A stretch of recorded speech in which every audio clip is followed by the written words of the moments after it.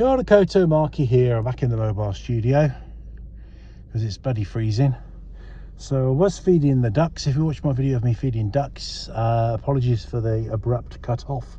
It's because I was trying to film one-handed and feed ducks with the other hand. It was all a bit much. So not a piece of master cinematography by any means, but hopefully an enjoyable video. And we got to see a few other birds, including one unidentified one. So if you haven't seen that video, have a watch of it and see if you can identify the bird. I think it's some sort of finch. I'm not sure if it's a bullfinch though. So there we go. Yeah, so we're looking across the lake. That's the mountain, which is a big volcano in the distance, partly obscured by clouds. He might come out in a short while. And there's lots of evergreens around, but we're going into autumn, so you will see a little bit of autumnal foliage here and there. I need to get a little bit more comfortable. That's better. So this is a video about retroactive jealousy. Now, we're a retroactive jealousy channel. Everything we do is about retroactive jealousy. Our purpose is about getting help. Our purpose is getting help to people who have retroactive jealousy in various forms. We do it on a commercial basis in terms of therapy. That's how we earn our living, or partly how we earn our living. And but we also put loads of free life-saving information on how to get well from retroactive jealousy out there on the internet, mainly on Facebook, but it's also on Patreon. I'm trying to put stuff on TikTok. I've been fiddling about with it today. Interesting bird that's just gone by there, but we didn't catch him, so I won't say too much more about him. If we see him again, I'll probably zoom in on him and let you have a proper look. What was I saying? I always distract myself when there's wildlife, or most cases really. Yeah, retroactive jealousy. So we've got nearly 200, might be over 200 now, videos on just on YouTube. Now some of the videos are a little bit on the academic side, you know, they're posing theories about retroactive jealousy, or they're looking at songs about retroactive jealousy, or famous people that might have had retroactive jealousy. But there's a bunch of core videos which are kind of the life-saving ones. Now, as I've explained many times before, and I no doubt will explain many times again, when you have a YouTube channel, you have to keep posting stuff. You can't just post a few videos and then just leave them there, because the whole thing just slowly dies if you do that. So we post stuff on a whole range of things that are not to do with retroactive jealousy, and the purpose of that is to keep the channel going, and also because I enjoy it, and I like to have a creative outlet in terms of putting material out there, some of which is nature-based, some of which is my musings on things, some of which are kind of showbiz anecdotes from my from my days treading the boards, or various things. But retroactive jealousy is what we are all about, and the reason I don't put a weekly video on retroactive jealousy out there is it would be scraping the barrel, because there's only so much you can say about retroactive jealousy, really. I mean, essentially, recovery from retroactive jealousy is simple. It's not easy, but it's simple, and quite boring. It's recovery from retroactive jealousy involves a lot of repetitive processes, daily actions, which aren't particularly sexy, but they work, and they get people well. So I could, if I wanted to, I could come up with something vaguely related to retroactive jealousy once a week, just to put a retroactive jealousy video out. But it would show, and it would show my lack of, you could tell that my heart wasn't in it, and I'm just trying to scrape something together. And I don't want to be like that. I want to make videos when I've got the mojo, when I'm in the mood, and when I really mean it. So this RJ video I want to make today is based off, I was on Reddit today. There's a couple of subreddits for retroactive jealousy, and as much as I can bear it, I get on there and give people some guidance when they post stuff. People post their situation and say, oh, advice please, or what do you think, or what should I do, or Am I the only one? You know, is this normal for retroactive jealousy, or do you think I've got retroactive jealousy and stuff like that? It's quite depressing. I don't do it as much as I'd like to,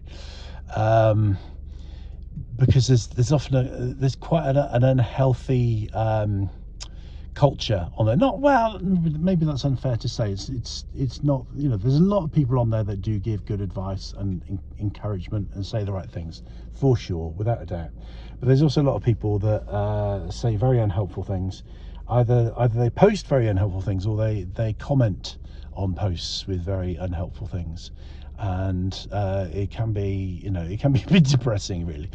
So I do the same with Facebook groups. There's some Facebook RJ groups, including a couple that I run, and I try and do the same there. It's the same difference, really, but I think, generally speaking, I think the Facebook groups, the culture's a little bit more healthy. I think that's my sense. You know, if I was to kind of look into that, I might find that it's just the same. So you get a lot of people on the Reddit, particularly, saying things, you know, basically, you know, shaming their partners, saying that, you know, they, how could they do what they did? You know, how could they have the values that they have? And how, you know, and there was one on there today, and it was along the lines of something like, why should I recover, or why should I change?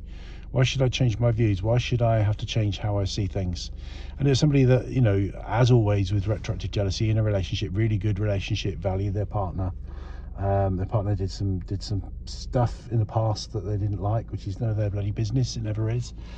If they're doing it now while you're in a relationship with them, well, that's a different matter. But they're, you know, doing it in the past, and it was kind of, you know, why should I have to change my views? I responded to that, and I just sometimes you surprise yourself with the simplicity of what you say, really. And I just said, well, where is the pain? You know, is it because they were complaining about the culture of the world? And that's what a lot of people with retroactive jealousy struggle with. They don't like the culture of the world. You know, they don't like the sex positive culture. They don't like, you know, the generally speaking, people with retroactive jealousy, not always, but generally speaking, or to a large extent, let's say, people with retroactive jealousy often see sex as very, very sacred and special, as if, you know, you only get so much of it and you have to spend it super wisely. You know, like when you get some money at Christmas when you're a kid, and, you know, your parents say, no, you don't spend that all on sweets, or you don't spend all that at once, or whatever. They see it very much like that. But sometimes it's just, you know, I mean, I think, and I've talked about this in other videos, that there are two different attitudes to sex that are coexisting in our culture. You know, and that's confusing and difficult for people. You know, it would be much nicer if you're just in a culture where, you know, generally people are in agreement, where there's one view of how you do things. On the downside of it, you know, that's very oppressive, isn't it? You know, but basically we've got the pre-sexual what's the word, sexual liberation, no, what's the word, sexual revolution. You've got the pre-sexual revolution view on sex, and what you should do and what you shouldn't do, and what's nice and what's not nice. And then you've got the post-sexual revolution view on it. And basically the sexual revolution was all about contraception. So before contraception, you know, you had to be so careful with sex, you know, because it made babies. It still does make babies, you know, after the sexual revolution, but not as much. You know, you have more, well, do we ever have complete control over whether we make babies or not? Because accidents do seem to happen remarkably easily, don't they, and remarkably frequently. But people used to have to be so careful, and culture was different.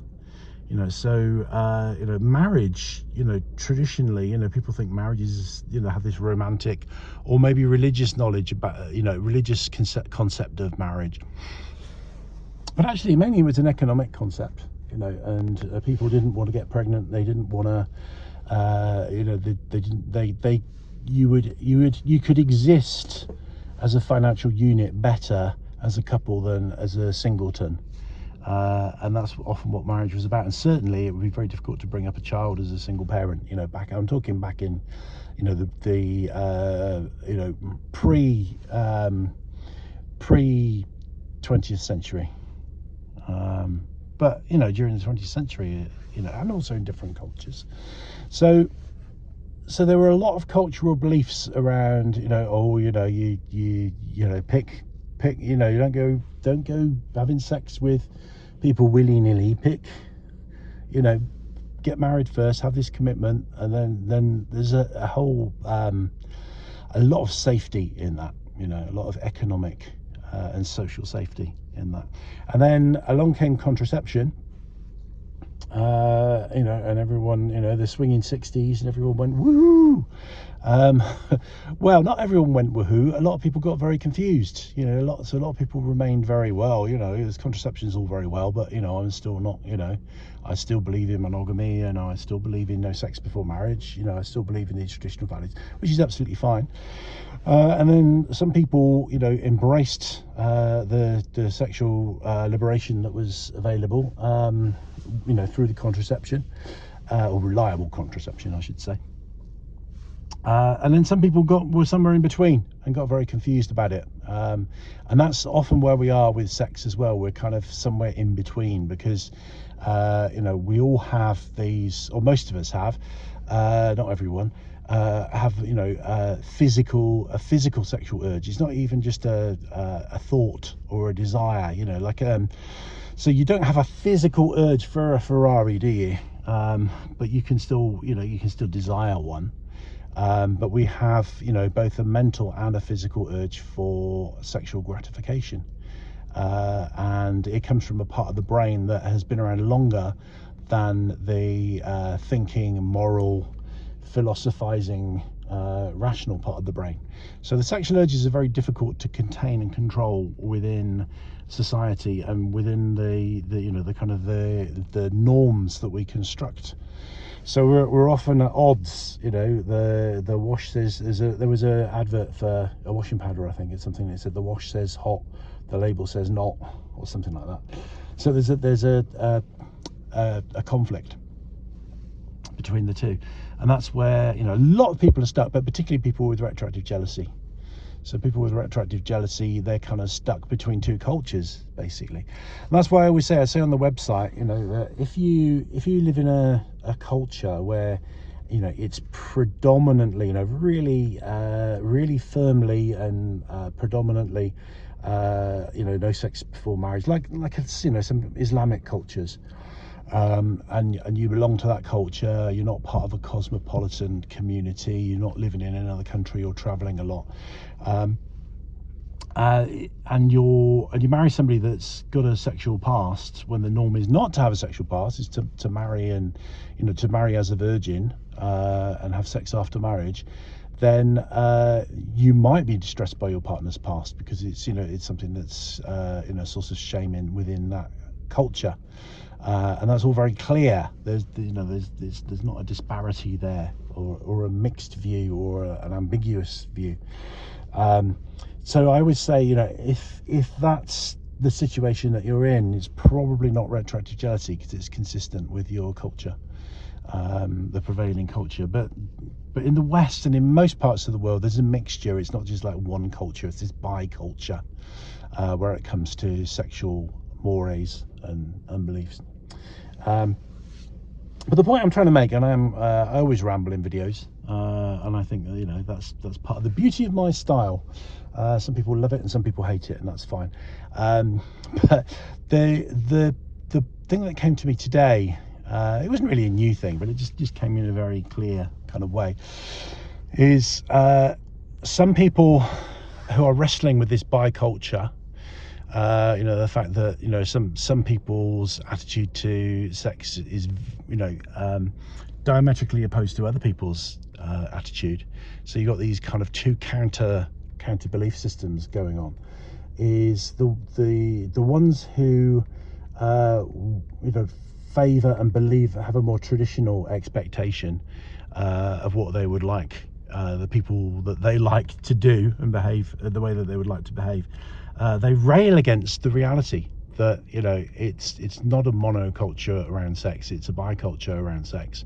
And although, you know, they will find like-minded people, you know, people that the purity movement and that kind of thing, that kind of think the same as them.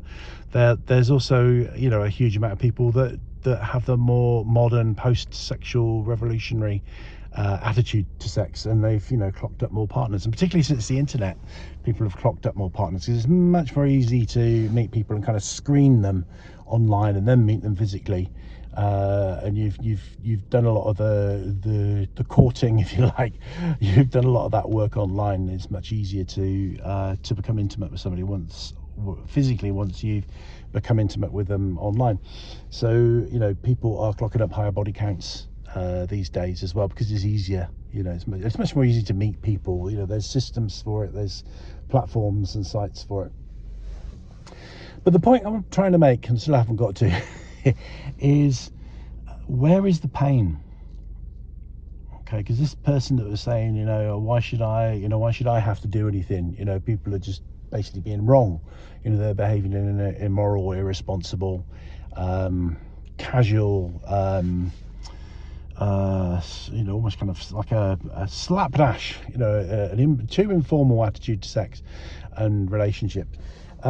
You're not going to change that, are you? You're not going to change the culture. Where does the pain exist? Does the pain exist in the world or in the culture, or does the pain exist inside your head? Actually, the pain always exists inside your own head, doesn't it? You can't fix it out there. And no matter how much you rail about the culture and go on websites and find like-minded people who say, yes, you're absolutely right, you know, some people got a terrible attitude to sex, you know, it's shocking, it's terrible, blah blah blah. The pain is inside you, inside your head. So you don't have to change. You don't have to change your attitude. You don't have to come to terms with anything. You don't have to do therapy. You don't have to do a daily RJ recovery program. I always say, you know, everybody needs to do, if they want to get well, they need to do a daily RJ recovery program, or have a daily RJ recovery program. You don't have to do anything, but, you know, do you want the pain to go? Because the pain won't go by just railing about the culture, about the civilization, about the society,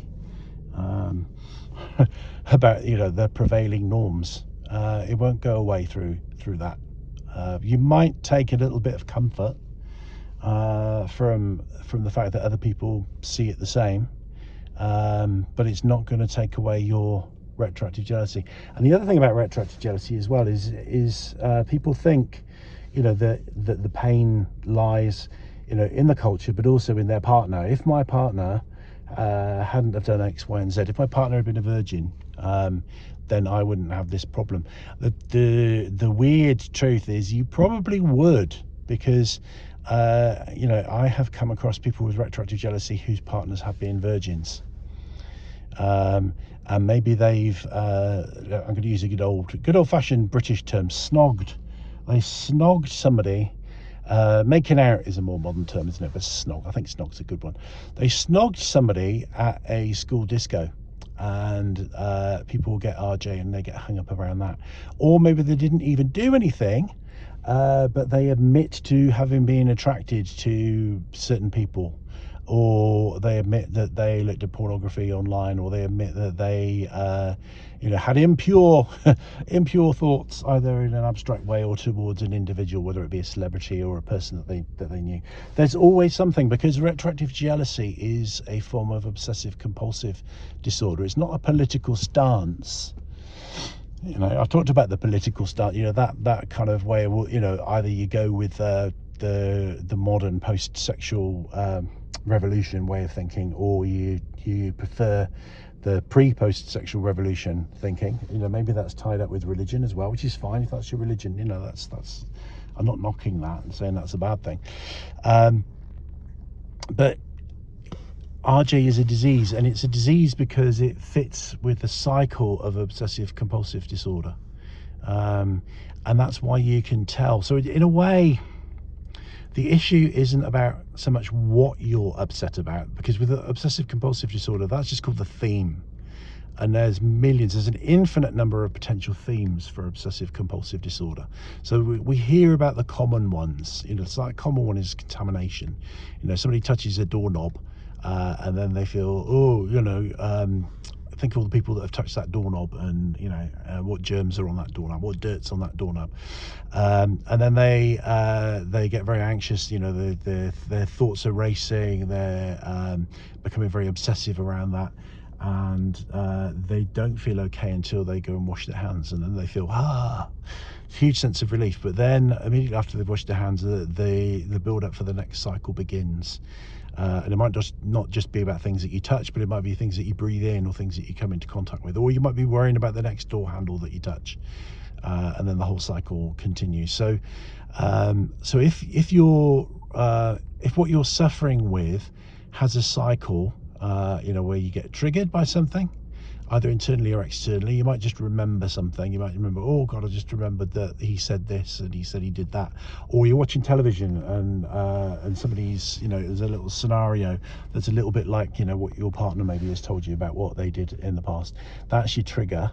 And then you start to ruminate, and the anxiety starts to build, and all the uncomfortable feelings of distress, often disgust. And then the compulsion, usually with retroactive jealousy, is to seek more information, to seek reassurance. Seeking reassurance kind of comes into a lot of OCD and a lot of anxiety problems. And seeking reassurance, you think it'd be a good thing. You think, well, you're worried about something, you get reassurance, but not whether an anxiety disorder, which this is. It's a form of anxiety disorder. Look at all those black swans flying over and the rain starting to fall. So reassurance is actually part of the cycle. That's the compulsive behavior. So obsession is the thought, and compulsion is the desire to do something. So compulsion, in the case of the person with a contamination OCD, is where they wash their hands. So then after the compulsion, there's a temporary relief, and then the whole cycle goes off again. Now, sometimes temporary relief doesn't work because the person goes to their partner and said, I demand to know what you did with a person you can't remember the name of back in 1971, and they say, oh God, I don't know, I can't remember, and then they may not be able to reassure you, in which case the anguish continues, and then sometimes people will just want to talk and argue and until somehow they come away with some crumbs of reassurance, and feel a little bit better. But it doesn't last, and it sets up the next cycle. So the most important thing is, do you have that cycle? Because if you have that cycle, it doesn't matter what your belief is and whether your belief is right or not. You have got a mental illness which operates with a pathological cycle. And that, I would suggest, is something that would be wise to treat, regardless of what you believe, and it's the old adage as well, is would you rather be right or happy? So if it's pure, so in essence then, to sum up, if it's proper, textbook OCD retroactive jealousy, you can't fix it by complaining or bemoaning about the outside world. You're never going to change the outside world. That's completely beyond your sphere of influence. The pain, ask yourself, where does the pain exist? The pain exists in your head. It's nowhere else. Nobody else is feeling this pain. Nobody else is, people aren't bumping into this pain as they walk along the street.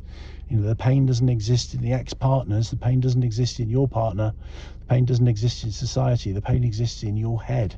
And if you want to get yourself free of the pain, then you have to do some form of treatment or self-treatment, such as the daily RJ recovery program, which our videos talk about. You can check out our videos on that. We've got lots of techniques and active things to do around your RJ that, if you want to get well, you need to be doing daily. So that's the point I want to make. So really, it's a kind of quite a long-winded video to talk about how I managed to encapsulate something very succinctly in a Reddit reply today. But I think these things need to be said anyway. These things need to be said. Yes,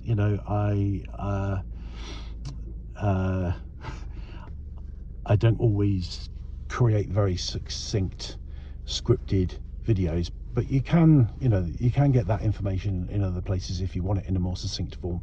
For example, on our website, there's some really good, you know, clear, structured information.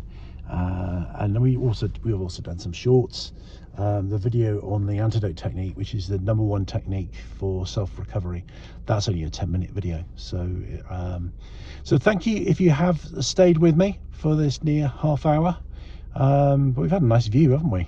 And it's kind of changed as well. The weather's changed, and it's kind of getting to the end of the day, so the light's changed. And we've had kind of black swans flying by and stuff. So I hope it was worth it, and you got something from it.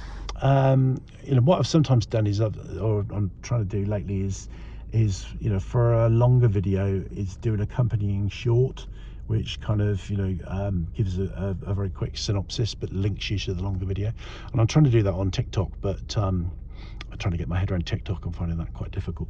So thank you for watching. If you're not somebody that's affected by retroactive jealousy personally, and you're watching this video out of an academic interest, or you're watching it because you want to support the channel and the work we do, thank you so much.